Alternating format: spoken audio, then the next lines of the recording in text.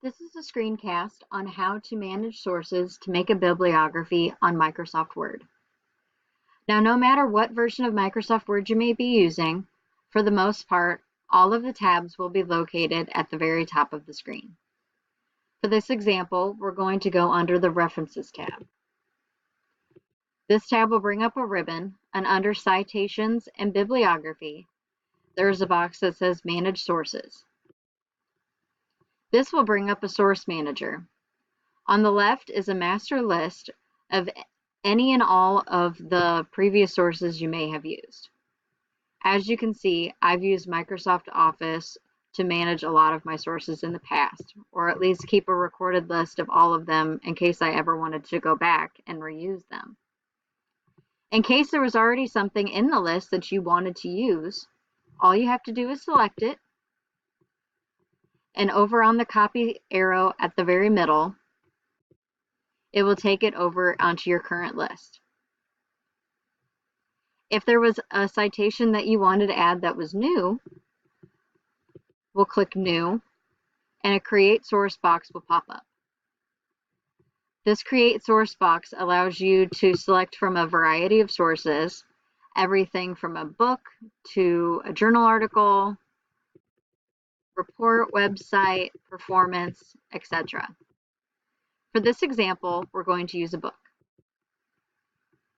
The book I'm going to reference is called The Courage to Teach by Parker J. Palmer. Under the Author tab, I'm going to type Parker J. Palmer. Under the title is The Courage to Teach. Subheading, Exploring the Inner Landscape of a Teacher's Life. The year and the remaining information for your source can typically be found within the first page or two of the book. The copyright for this book is 2017, and the city is San Francisco. The publisher is Josie Bass.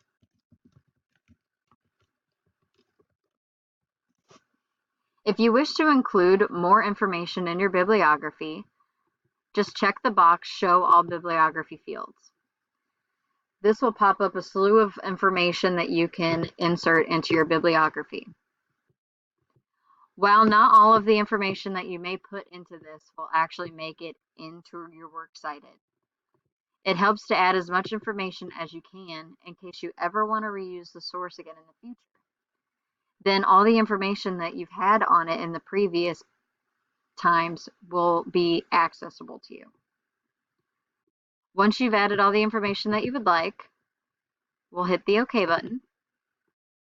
And as you can see, Palmer, Parker, The Courage to Teach, etc. has been added to my current list. This current list, when I hit close, will be what I can choose from under the Bibliography tab. If I wanted to create a works cited, I just click on it, and my works cited has popped up onto my screen in descending alphabetical order.